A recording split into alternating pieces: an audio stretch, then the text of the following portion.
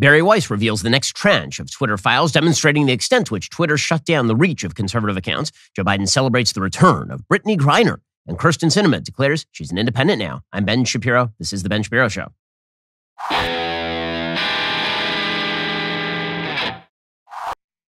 Today's show is sponsored by ExpressVPN. Do you like your web history being seen and sold to advertisers? No? Me neither. Get ExpressVPN right now at expressvpn.com/Ben. Well, Barry Weiss has been handed the next giant tranche of files by Elon Musk on all of the misaction that was performed by Twitter over the course of the last several years. And this one is a doozy. According to Barry Weiss, there was widespread shadow banning.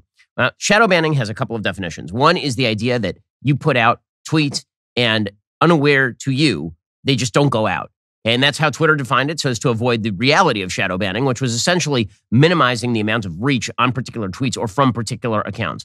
And as the new evidence shows from Barry Weiss via Elon Musk, Twitter spent years basically suppressing content from conservative creators. So she writes, a new Twitter Files investigation reveals that teams of Twitter employees build blacklists, prevent disfavored tweets from trending, and actively limit the visibility of entire accounts or even trending topics, all in secret without informing users.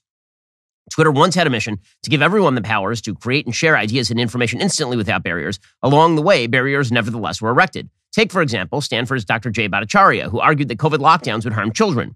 Twitter secretly placed him on a trends blacklist, which prevented his tweets from trending. Now, again, that does not happen in the absence of Dr. Anthony Fauci and members of the federal government essentially attempting to treat Jay Bhattacharya and company as though they were the plague. And this is something that was widely pressed by the NIH, by Dr. Fauci. The idea was that Jay Bhattacharya and the members of the Great Barrington Declaration were evil and terrible and no good and very bad, and so all of their information should be suppressed. And there were active attempts on the part of governmental actors to lash out at sources like Jay Bhattacharya. It was about this time that Twitter was shutting down Bhattacharya's account. Or consider the popular right-wing talk show host Dan Bongino, says Barry Weiss, who at one point was slapped with a search blacklist. Twitter set the account of conservative activist Charlie Kirk to do not amplify, which essentially shrank the size of the reach that he was able to pursue. Barry Weiss says Twitter denied it does such things. In 2018, Twitter's Vijaya Gadde, then head of legal policy and trust, and Kayvon Bekpour, head of product, said, quote, we do not shadow ban. And they added, and we certainly don't shadow ban based on political viewpoints or ideology. Now, there are a bunch of people on the left who are saying, well, technically speaking, they weren't shadow banning. They were reducing reach. That's not quite the same thing as shadow banning. Okay, this is the same game that Dr. Fauci played when he talked about gain of function research. Dr. Fauci meant it's not gain of function research if we're not talking about adding virality to a disease within a species. But if we allow the virality of a disease to cross species, that's not gain of function research. Everybody else, colloquially speaking, is like, no, that's gain of function research, dude. Same thing is happening here. The Twitter heads were using terms like shadow ban in a different way than the general public. And as somebody who spends an enormous, disproportionate, stupid amount of time on Twitter, I can tell you that when we say shadow banning, what we mean is that we put out a tweet and that a lot of people are unable to see the tweet because of the distribution mechanisms essentially being shut down. And not that if I put out a tweet, no one sees it, or that my account is secretly being prevented from getting anything out there. That's what Twitter meant by shadow ban. Okay, but what we mean by shadow ban is that we just are reducing reach. And this is what Barry Weiss says. What many people call shadow banning, Twitter executives and employees called visibility filtering, or VF. Multiple high-level sources confirmed its meaning. Think about visibility filtering as being a way for us to suppress what people see at different levels. It's a very powerful tool, one senior Twitter employee told us. VF refers to Twitter's control over user visibility. It used VF to block searches of individual users, to limit the scope of a particular tweet's discoverability, to block select users' posts from ever appearing on the trending page, and from inclusion in hashtag searches, all without users' knowledge. We control visibility quite a bit, and we control the amplification of your content quite a bit. And normal people do not know how much we do, one Twitter engineer told us, to additional Twitter employees confirmed. The group, according to Barry Weiss, that decided whether to limit the reach of certain users was the Strategic Response Team, Global Escalation Team, or SRT-GET. It often handled up to 200 quote-unquote cases a day, but there existed a level beyond official ticketing, beyond the rank-and-file moderators following the company's policy on paper. That is the Site Integrity Policy Escalation Support, known as SIPPES. This secret group included the head of legal policy and trust, that would be Vijaya Gadde, the global head of trust and safety, that would be Yoel Roth, subsequent CEOs Jack Dorsey and Parag Agrawal, and others. So again, you've seen interviews with Vijaya Gadde where she's getting just smoked by Tim Pool on Joe Rogan's show for the fact that she is essentially picking and choosing which accounts to ban or which accounts to shadow ban. and she's denying some of that. You've seen Yoel Roth on this show, right? Clips of him talking about how he was actively involved in suppressing the Hunter Biden story because he thought that it was dangerous, or he was actively involved in the decision to ban Donald Trump from Twitter after January 6th because so many of his employees were being hit with quote-unquote threats and their feels were hurt. Barry White says, this is where the biggest, most politically sensitive decisions got made. Think, high follower account controversial, another Twitter employee told us. For these, there would be no ticket or anything. One of the accounts that rose to this level of scrutiny was Libs of TikTok, an account that was on the Trends blacklist and was designated as do not take action on user without consulting with SIPPES. The account, which Chaya Raichik began in November 2020 and now boasts over 1.4 million followers, was subjected to 6 suspensions in 2022 alone, Raichik says. Each time, Raichik was blocked from posting for as long as a week. Twitter repeatedly informed Raichik she had been suspended for violating Twitter's policy against quote-unquote hateful conduct. But an internal SIPPES memo from October 2022, after her 7th suspension, the committee acknowledged that LTT, Libs of TikTok, has not directly engaged in behavior violative of the hateful conduct policy. The committee justified her suspension internally by claiming her post, quote, encouraged online harassment of hospitals and medical providers by insinuating that gender-affirming healthcare is equivalent to child abuse or grooming. Well, gender-affirming healthcare is equivalent to child abuse or grooming. I'm sorry, but hormonally treating 7-year-olds by pretending they're a member of the opposite sex is in fact a form of child abuse. And if you are double mastectomying 16-year-old girls because they are confused about whether they are a girl or not, that is child abuse. But apparently they use that as an excuse to essentially suspend Libs of TikTok. We'll get to more of this in just one second. First, there is no reason to pay Verizon, AT&T, or T-Mobile over $80 a month for wireless services when you can get the same exact service on the same exact network at Pure Talk for half the price. With Pure Talk, you get talk, text, and data that's just as fast for just $30 a month. Those other guys are making it pay for thousands of retail stores you don't go to, perks you don't use, massive profits to keep their shareholders happy. Pure Talk, on the other hand, wants to keep you happy, which is why they've invested in a US-based customer service team. It's also why they give you so many more data options, because why would they charge you for data you don't actually need? I switched over to Pure Talk because I like supporting veteran-owned US-based companies that have my best interests at heart. It took me less than 10 minutes to make the switch. I'm saving a ton of money. You will too. Head on over to puretalk.com, enter code Shapiro, save 50% off your very first month. All these other companies, they're charging you for unlimited data. Are you using unlimited data? Is it even possible to use unlimited data? The answer, of course, is no. So you should actually go check out the options over at Pure Talk. That's puretalk.com. Promo code Shapiro for 50% off your very first month. The coverage is excellent. They're using the same exact tower network as one of the big guys. Head on over to puretalk.com, promo code Shapiro, get 50% off your very first month. Also, the holidays are coming around the corner. A lot of us are going to be traveling to see family and friends. You may find yourself away from home a little more often than usual. This is just one reason why you should have Ring. So listen, I'm always concerned about my own security. I have been for years.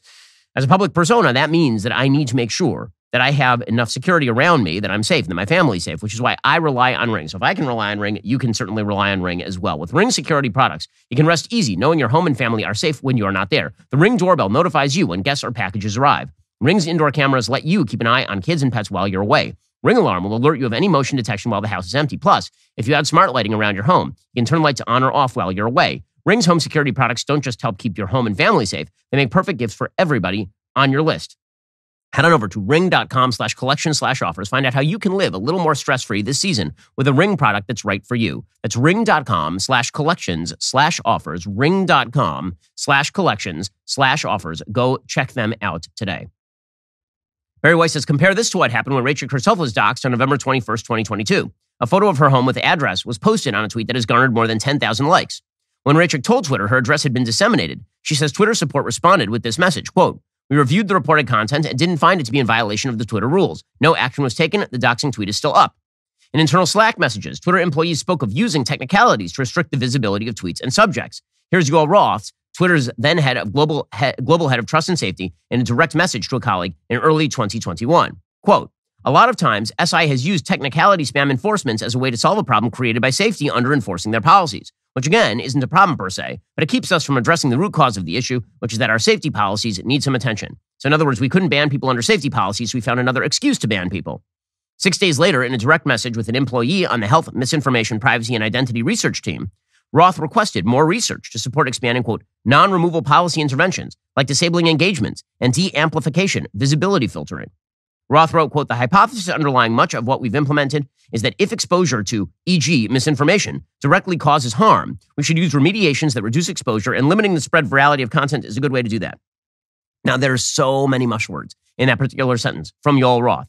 Right? The hypothesis is that misinformation, we don't define misinformation. Misinformation can range from global warming is not going to end the earth to gender-affirming healthcare is child abuse. Right? Those particular saying that Ellen Page, or formerly Ellen Page, is in fact a woman is a form of misinformation, according to Yoel Roth. And add on to that, directly causes harm. That phrase, misinformation directly causes harm. You have not defined any of those words. You've not defined misinformation, which could just be anything I disagree with. You have not defined directly because, again, misinformation does not directly cause harm. It always indirectly causes harm. If you're talking about physical harm, information or misinformation does not directly cause harm, unless you're talking about like actual incitement to violence. It might indirectly cause harm because someone might take that information and use it in the wrong way, or they may take the misinformation seriously and it may cause them to do bad things. Okay, but misinformation is not defined. Directly is not defined. Causes is not defined here because you don't exactly know the relationship between the misinformation and the harm. And harm is not defined because we don't know what kind of harm you're talking about. Are you talking about physical harm? Are you talking about emotional harm? Are you talking about financial? So nothing there is defined. That is a phrase that just is a bleh. It's just, if I read that sentence again, the hypothesis underlying much of what we've implemented is that exposure to bleh. So we should use remediations that reduce exposure. In other words, we don't like whatever this is, and we're going to use the rubric of harm that is being caused directly by misinformation, and then we are going to shadow ban it. Roth added, quote, "We got Jack on board with implementing this for civic integrity in the near term, but we're going to need to make a more robust case to get this into our repertoire of policy remediations, especially for other policy domains." Barry says that there will be another installment of all of this in short order. Okay, so what do we know at this point? What we know pretty clearly is that, again, Twitter became a mechanism by which purple-haired interns, plus some of the heads of policy and safety, people like Yoel Roth, people like, yes, Jack Dorsey or Parag Agrawal or Vijay Gadde, they were making decisions on an ad hoc basis. They were saying it was all algorithmic. They were saying that it wasn't happening, they wouldn't reply to you, they wouldn't get back to you, or it was all the algorithm. It was the magic algorithm that was telling you that libs of TikTok had to be suspended. Well, it wasn't. There's a bunch of people in a back room somewhere who were literally deciding whether or not you should be able to see a Charlie Kirk tweet. There's a bunch of people in a back room, filled presumably with vape smoke, deciding that Dan Bongino should not be searchable on Twitter. Again, I've been deeply suspicious of this for some time. This is not a great shock to me. I will repeat that since I currently have about 5.2 million followers on Twitter. When Elon Musk took over Twitter, which was like 6 weeks ago, I had 4.3. I've picked up almost 1 million Twitter followers in about 6 weeks. So what that suggests to me is that literally the minute the deal went through, a lot of the foot that was stomping on the face of particular accounts was removed. So none of this is a particular shock, but it is kind of shocking that all of it has now been confirmed. This is precisely what the left would like, of course. This is one of the great dangers of the re-centralization of power. This happens all the time, by the way. You have sort of trustless systems like the internet where there's a wide distribution of mechanisms of information. It all gets centralized in a place like a social media hangout like Facebook or Twitter or now TikTok. And then the people who are in charge of those giant social media centralization sites are able to siphon off or quash particular forms of information. You see this financially too, by the way. And the entire FTX scandal was basically about a trustless form of currency, cryptocurrency, and people just leaving it in a centralized place that requires trust. And then the person essentially just embezzling the money. So bottom line here is that thanks to Elon Musk, we now know all of this is happening. And what's amazing is that the left is still pissed at Musk, which makes sense, of course, because he has taken away their plaything. He has now allowed forms of information to be disseminated they don't particularly like, and he is showing what censorious bastards they are in many cases. You know, you got people like Adam Schiff, who's suggesting, of course, as always, that it's Elon Musk who is the problem. Adam Schiff is just an execrable congressperson. He is a liar extraordinaire. This is a person who spent 4 years suggesting that just around the corner, he'd seen the evidence, just around the corner, behind the curtain, there was the smoking Russian gun that was going to show that Donald Trump was actually a Russian agent. And of course, that was all nonsense. It was all crap. Well, now Adam Schiff is out there saying that Elon Musk is a bigot for allowing speech to be disseminated. Because this is really what members of the left think. Mainstream leftists, very often members of the Democratic Party, they think that things like free speech are dangerous because people might say things that they don't like. Just like freedom of religion is dangerous, people might believe things they don't like. Just like freedom of association is dangerous, people might hang out with people they don't like and not with people they do like. Here's Adam Schiff going after Elon Musk. Musk wrote, and I quote him, hate speech impressions are actually down by 1/3 for Twitter now versus prior to acquisition. And you don't buy it. How come? No, I certainly don't buy it. And what's more important, credible analysts don't buy it.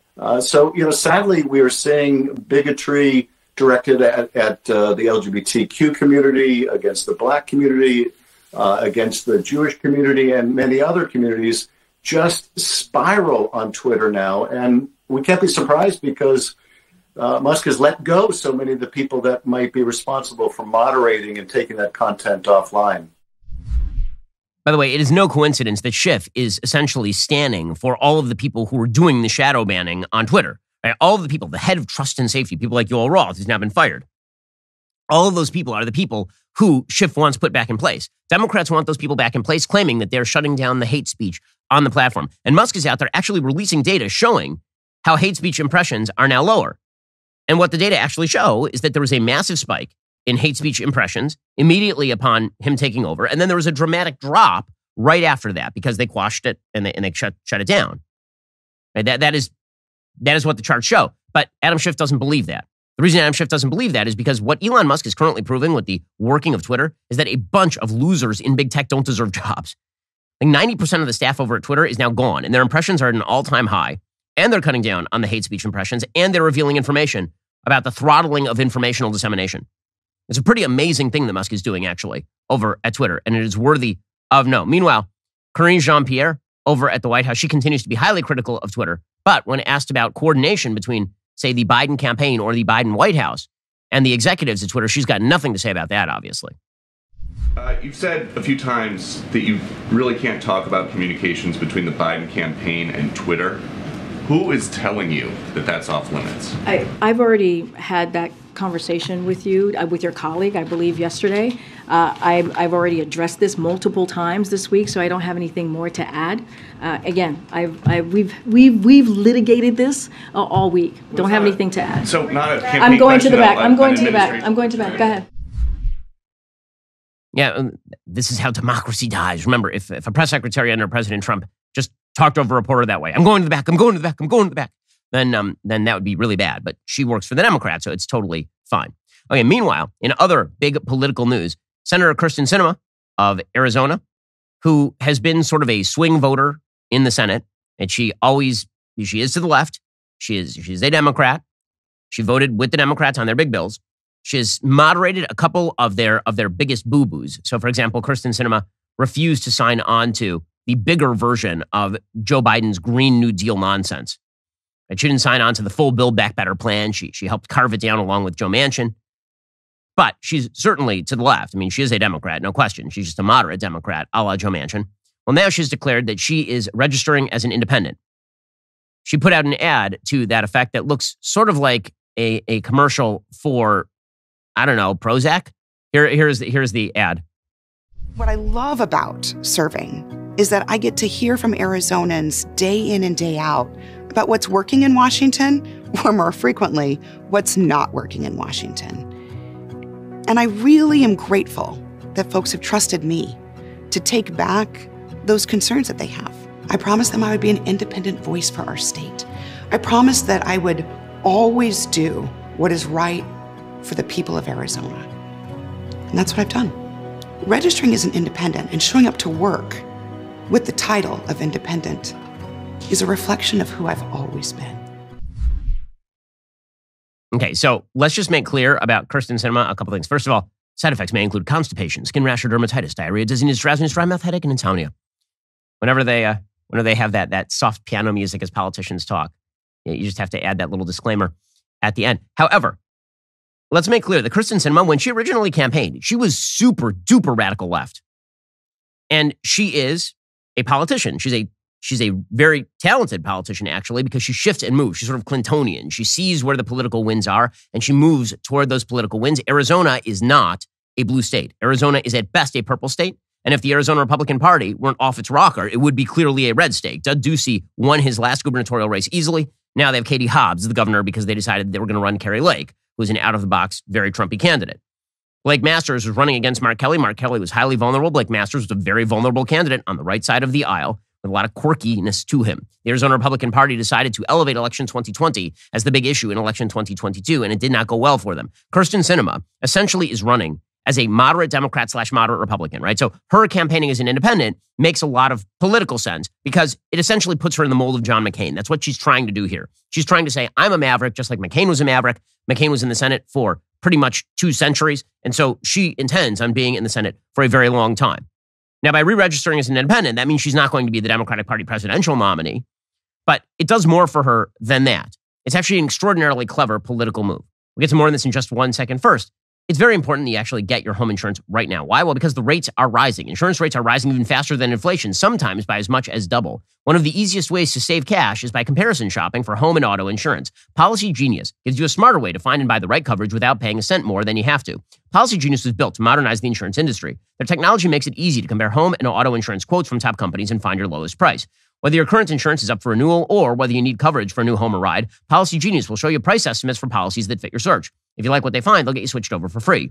Policy Genius customers saved an average of $1,250 per year over what they were paying for home and auto insurance. Policy Genius has a team of licensed agents who are not incentivized to recommend one insurer over another, so you can trust their guidance. No added fees. Your personal information is kept private. No wonder Policy Genius has thousands of 5-star reviews on Google and Trustpilot. You deserve a smarter way to find and buy protection for your property. Head on over to policygenius.com/Shapiro Home or click the link in the description. Get your free home and auto insurance quotes. See how much you could save. That's policygenius.com/Shapiro Home to get started. Also, our friends over at Black Rifle Coffee Company, they're helping keep me awake, like literally right now. They're also helping you knock out your holiday shopping with a ton of awesome new product this year. Shop best brewing gear, thermoses, mugs, and apparel designed for folks who love country and coffee. Black Rifle sources the most exotic roast from around the globe. All coffee is roasted here in the United States by veteran-led teams of coffee experts. Stuff your Christmas stockings with the latest roast from America's coffee for 10% off with my code Shapiro. Better yet, sign your Secret Santa up for a coffee club subscription. Imagine the joy of a pre-scheduled coffee delivery. We're talking your favorite roast when you need the most. It is the gifts that keeps on giving. It's a fantastic Christmas gift. Black Rifle Coffee Company is veteran-founded and operated. They take pride in serving coffee and culture to people who love America. Every purchase you make with Black Rifle helps support veteran and first responder causes. Head on over to blackriflecoffee.com. Use promo code Shapiro. Get 10% off coffee, coffee gear, apparel, or when you sign up for a new coffee club subscription. That's blackriflecoffee.com. With promo code Shapiro, get 10% off. Black Rifle Coffee, supporting veterans and America's coffee today. So why exactly is Krysten Sinema re-registering as an independent? Well, she has an op-ed where she explains. She says there's a disconnect between what everyday Americans want and deserve from our politics and what political parties are offering. This is what she writes in AZ Central. I'm privileged to represent Arizonans of all backgrounds and beliefs in the U.S. Senate. I'm honored to travel to every corner of our state, listening to your concerns and ideas. Well, Arizonans don't all agree on the issues. We are united in our values of hard work, common sense, and independence. We make our own decisions using our own judgment and lived experiences to form our beliefs. We don't line up to do what we're told, automatically subscribe to whatever positions the national political parties dictate, or view every issue through labels that divide us. She says it's no surprise that Washington, D.C. often fails to reflect our expectations of setting aside political games, working together, et cetera, et cetera, et cetera. She says, in catering to the fringes, neither party has demonstrated much tolerance for diversity of thought. Bipartisan compromise is seen as a rarely acceptable last resort, rather than the best way to achieve lasting progress. Most Arizonans believe this is a false choice. And when I ran for office, I decided to essentially run against that. I worked with senators in both parties, et cetera, et cetera. And she says, that's why I've joined the growing number of Arizonans who reject party politics by declaring my independence from the broken partisan system in Washington. I registered as an Arizona independent. Like a lot of Arizonans, I've never fit perfectly in either national party. And she concludes saying, it's an honor to represent the state I love so much in the U.S. Senate. And while I do, I pledge to continue doing exactly what I promised, to be an independent voice for Arizona, because the Senate seat doesn't belong to Democratic or Republican bosses in Washington. Okay, so what is she actually doing here? Well, the answer is what she's actually doing here is she is insulating herself from political challenge. That is why Krysten Sinema is doing what she's doing. So presumably she will caucus with the Democrats in the same way that Bernie Sanders, who is a registered independent, but is a Democrat, caucuses with the Democrat, or Angus King in Maine, who is an independent, but caucuses with the Democrats.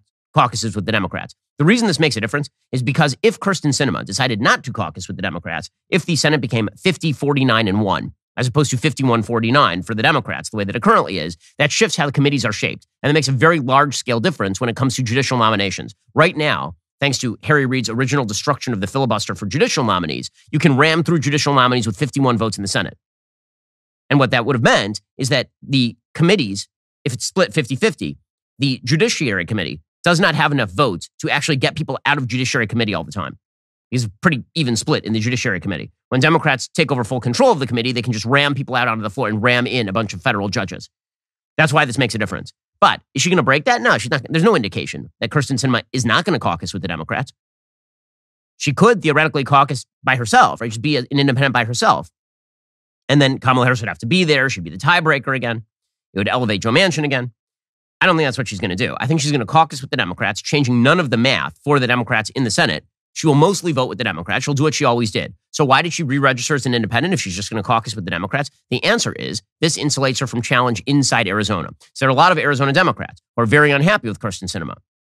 When she was elected, people thought she was going to be a wild progressive. She'd made all sorts of anti-military statements. She seemed like she was extraordinarily far to the left on social issues. And then she got in office and she's been kind of moderate, particularly for a Democrat. And so there are a lot of Democrats who are trying to push Ruben Gallego, who is a representative in Arizona, a Democrat, to challenge her in a primary. Well, there's an easy way to avoid a challenge in a Democratic primary, and that's you don't run in a Democratic primary.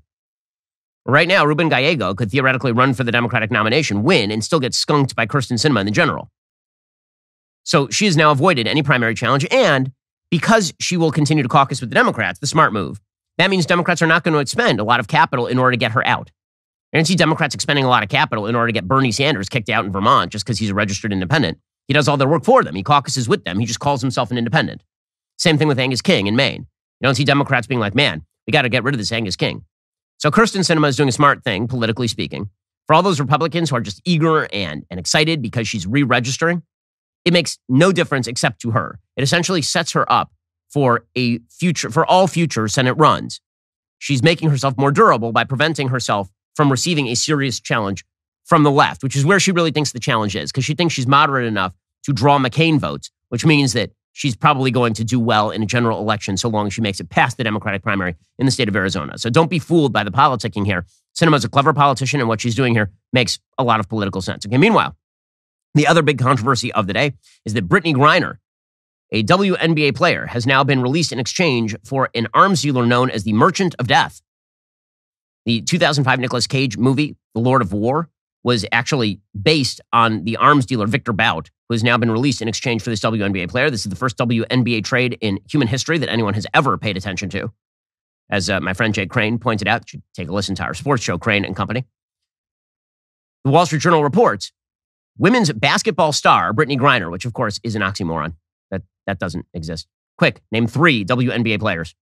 Do it. Nope. By the way, Brittney Griner is mostly famous because she once dunked a basketball.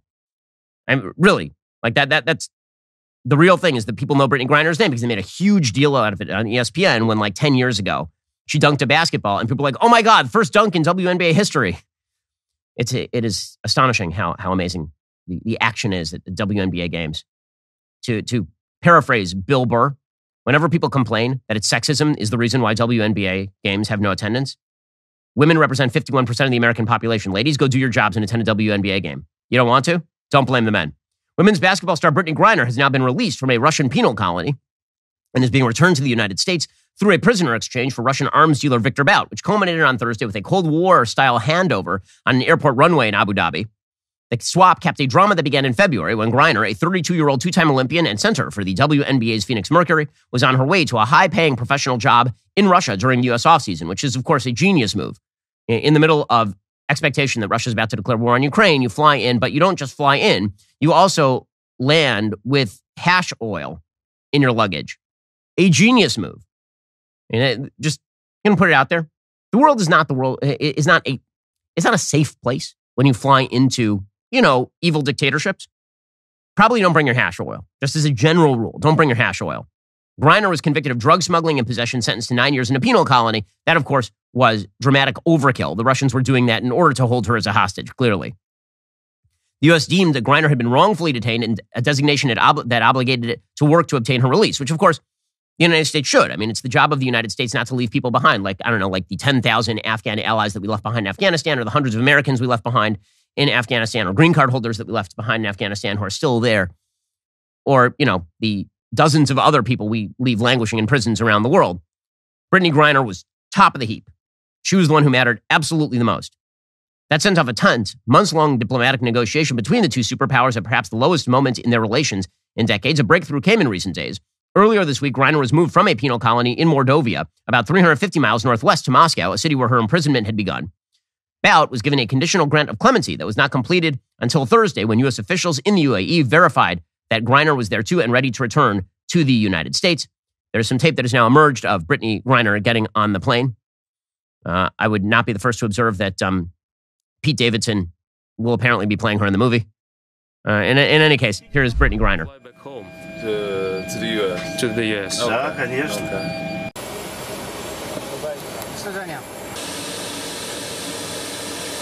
This is just Brittney Griner walking to the plane. And then Viktor Bout, an arms dealer, being freed. The United States, by the way, essentially looks like it decided in favor of Brittney Griner over Paul Whelan. Now, the White House has denied that.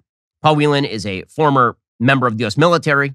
He did receive a dishonorable discharge, but I will say that he tends to stand for the national anthem, unlike Brittney Griner, who famously did not, because America is so systemically racist that we trade arms dealers to get back our own citizens. That's how terrible we are. In any case, Whelan is still languishing in prison. As Jordan Schachtel points out over at his Substack, the evidence tends to show that essentially the United States made the deal for Griner as opposed to Whelan. He says on Thursday morning, the Biden administration announced that WNBA player Brittney Griner had been freed from a Russian prison in exchange for Bout, a notorious Russian arms dealer who is known to Western intelligence agencies as the Merchant of Death. The seeming lopsided trade was made worse by the reality that American citizen Paul Whelan, who served in the Marines, was left behind in Russia. For several months, the Biden administration had been publicly indicating their intent to try to secure the release of both Griner and Whelan in exchange for Bout, before announcing Thursday they had secured Griner in a one-to-one exchange. Did the Biden administration choose Griner over Whelan? Although Biden officials, the president himself, have denied that that was the case, several pieces of evidence indicate Griner was indeed prioritized over Whelan. So, for example, NBC News actually stealth-edited a story about this. NBC News originally reported, quote, a senior U.S. official told NBC News the U.S. government had sought to have both Griner and Whelan released as part of a swap with the Kremlin, which wanted the return of Viktor Bout, a Russian arms dealer who has served 11 years of a 25-year sentence in the United States. But the official said Russia has treated Whelan differently because he's an accused spy and that the Kremlin gave the White House the choice of either Griner or Whelan or none. Then they went back and they self-edited it. So they said the Russians gave the White House the choice of either Griner or no one. So they got rid of or Whelan or none.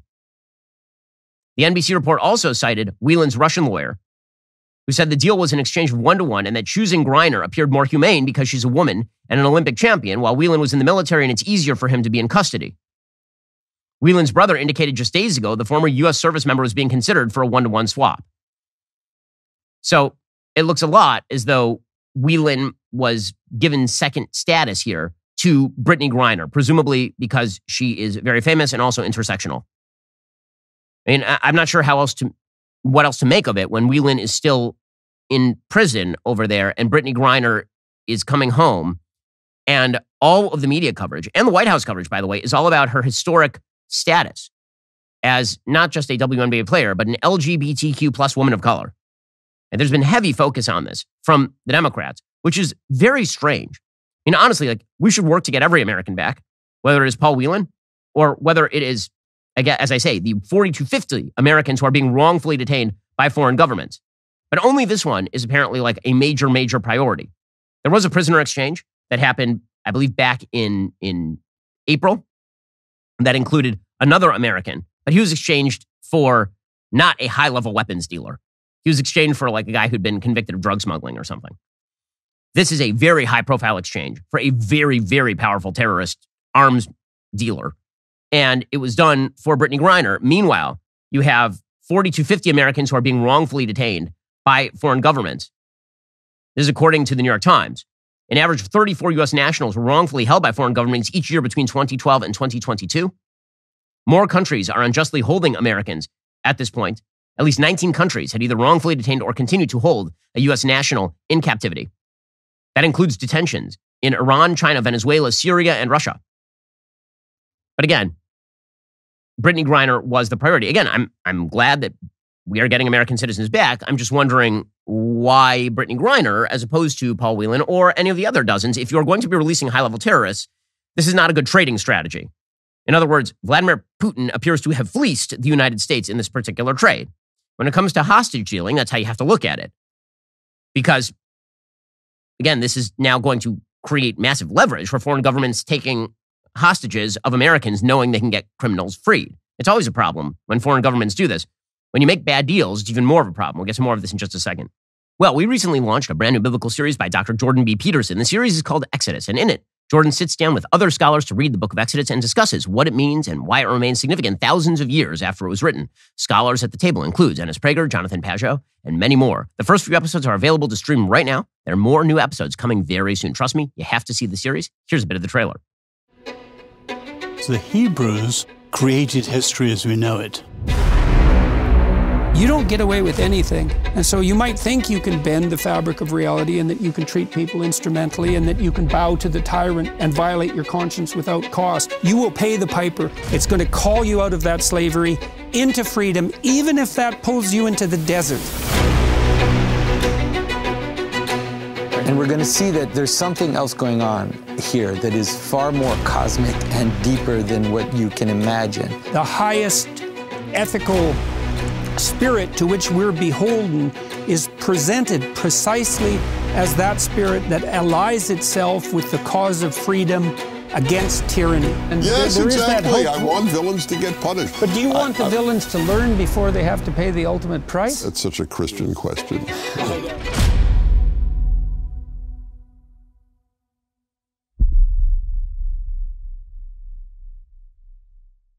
You have to be a member to watch. So head on over to dailywire.com/Ben. Become a member. Watch Exodus today. It's fabulous content. You're going to love it. dailywire.com/Ben. Become a member and watch Exodus today. Alrighty. So the question isn't why we try to get Brittney Griner home. We should be trying to get all of our people home. Again, that would have included the hundreds or if not thousands of people we left behind in Afghanistan when we turned the place over to the Taliban in cowardly fashion. But I'm glad that Brittney Griner is home. The question is why we traded one of the world's most notorious arms dealers for a WNBA player. That seems like a really crappy trade. The United States is the most powerful force literally in human history. And a second-rate power like Russia is able to pull off this swap. I mean, this is Ernie Broglio for Lou Brock when it comes to foreign policy. According to the Washington Post, at a U.S. penitentiary in Marion, Illinois, in a special unit so restrictive it has the nickname Little Guantanamo, a broad-chested, mustachioed man nicknamed the Merchant of Death, who speaks at least 6 languages, was serving a 25-year term after building a gun-smuggling empire that spanned the globe. His name was Viktor Bout. His native Russia wanted him home badly. The big question is why? Well, Bout is the most notorious arms dealer of his time, accused of profiting from weapons that fueled conflict in Africa, the Middle East, and Asia. There's little doubt that Bout is a top prize for Russian officials who protested his treatment since his 2008 arrest in Thailand after a DEA sting. Steve Zissou, Bout's New York-based lawyer, warned in July no Americans will be exchanged unless Viktor Bout is sent home. What's less clear is exactly why Russia cares so much about Bout. When CIA Director William Burns at the Aspen Security Forum was asked why Russia wanted him, Burns responded, "That's a good question, because Viktor Bout's a creep." Bout's lawyers argued the swap was fair. Though Russia complained that Bout was entrapped by the DEA, many U.S. officials and analysts say Moscow's anger was not linked to the merits of the case, but rather Bout's links to Russian military intelligence. Lee Wolosky, a National Security Council official in the Clinton administration, said it's clear he had significant ties to Russian government circles. Russia's military intelligence agency, commonly known as the GRU, has a reputation for taking bold and risky action. It has been accused in recent years of operations ranging from hacking elections to assassinating dissidents. Reports suggest Bout could have close ties to Igor Sechin, a former deputy prime minister of Russia and an ally of Putin. Bout has denied links to the GRU, but that silence could be the point. The arms trafficker refused to cooperate with U.S. authorities even as he sat for over a decade. So they wanted him home, and we gave him up for a WNBA player. At the very least, if you're going to give up Viktor Bout, you get more for him than Brittney Griner. But we're supposed to believe that this is a particularly good trade. Why is it a particularly good trade? Well, because of identity, of course. That's what makes this a particularly good trade. It's perfectly worthwhile. I mean, listen, still a better trade than the Taliban 5 for deserter Bo Bergdahl, right? That was Obama's trade. So Obama was the worst hostage trading GM in American history. I mean, just awful, awful, awful. But Biden is coming in close second. Here was Joe Biden yesterday championing the Brittney Griner trade. In the Oval Office, I spoke with Brittney Griner. She's safe. She's on a plane. She's on her way home. After months of being unjustly detained in Russia, held under intolerable circumstances, Brittney will soon be back in the arms of her loved ones, and she should have been there all along. This is a day we've worked toward for a long time. We never stopped pushing for her release. It took painstaking and intense negotiations, and I want to thank all the hard-working public servants across my administration who worked tirelessly to secure her release. So he was very happy. He is flanked, of course, by Kamala Harris and Brittney Griner's wife. And so this was part of the deal, right? So what we are going to see now is a litany of praise for Joe Biden, not just because he got an American citizen home, because, of course, the last American citizen who came home did not receive anything remotely like this level of attention from the Biden administration or from the media. Joe Biden could have taken a victory lap on that one. He didn't.